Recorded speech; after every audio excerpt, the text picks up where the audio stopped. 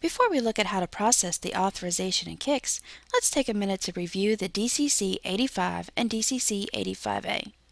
First, we will review the key features and necessary information of the 85 PMP authorization. To begin with, the 85 is 3 pages in length. You must have the first 2 pages completely filled out to complete the authorization in KICS. The third page is for the client and is given to them by the PNP worker. They will use this page when enrolling with a provider. All PMP cases have a twist number. This number is required to complete the authorization in KICS. If it is not on the 85, you will need to get this from the worker before you will be able to complete the case. Next, the reason for the authorization must be indicated on this form. Is it an initial approval or a redetermination? The approval information must be indicated in this section. A PMP case can either be for preventative reasons,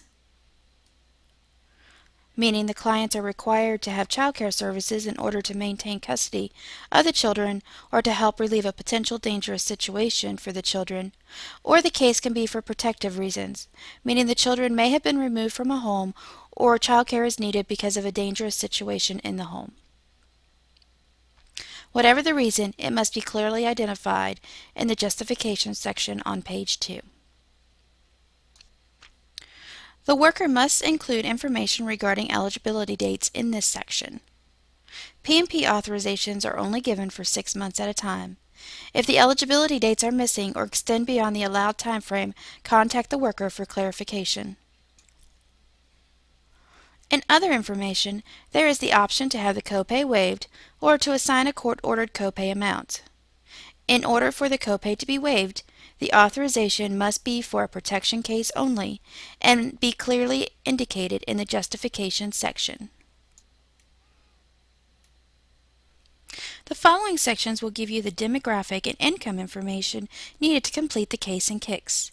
It is important to review these sections to ensure that the worker has included Social Security numbers, birth dates, race, address, phone number, and etc. for all household members that will be included in the case.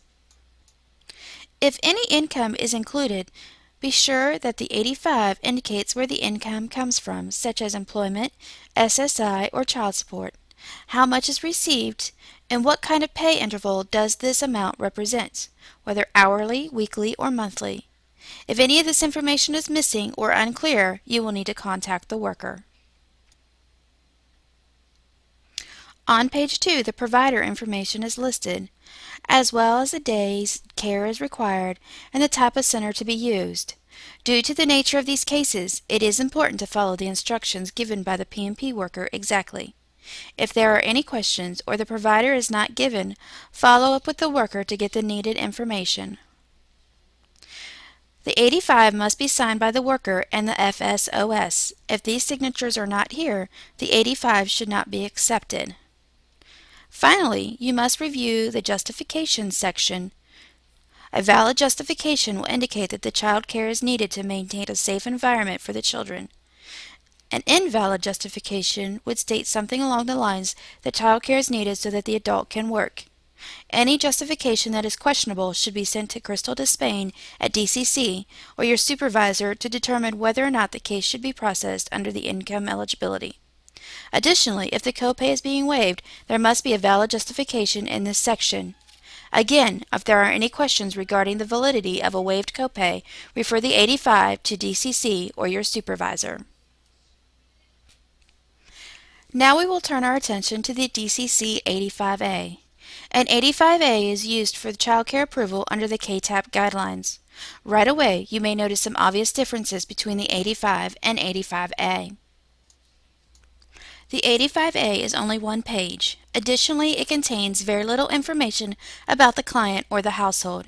You will need to get all the needed demographic and income information from the AKK0. KTAP will give authorization for a variety of reasons, and these reasons are listed here. The 85A must indicate the reason for the needed child care.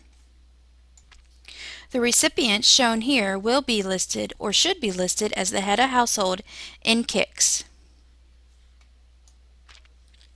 There must be a KTAB case number and a social listed. You will notice that the KTAB case number is the same as the social with a letter at the end. Typically, this letter is A.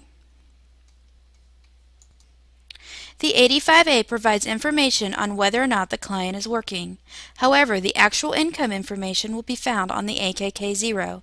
If the client is marked as working on the 85A and no income is given on the AKK0, you will need to email the DCBS worker to clarify this inconsistency. You will also see if the client needs assistance finding childcare. If this is the case, you will need to forward the client the information for your local R&R department. The children in the household are listed here, and whether or not they will need child care services. Only the children listed here and identified as needing services will be eligible to receive care. Any other children on the case will need to be identified as other child. In the same respects, a child cannot be added later to the case unless an authorization is issued from KTAP.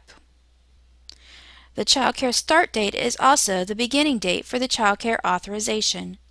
Child care services can backdate up to 90 days when using a certified or licensed provider, as long as there was an active KTAP case during the entire time frame. Additionally, you will find the number of days and type of day, whether full day or part day, as well as provider information on the 85A. Because actual days are not indicated on the 85A, you may want to use a flex schedule for the number of days authorized. If there are any questions regarding the child care schedule, contact the worker for clarification.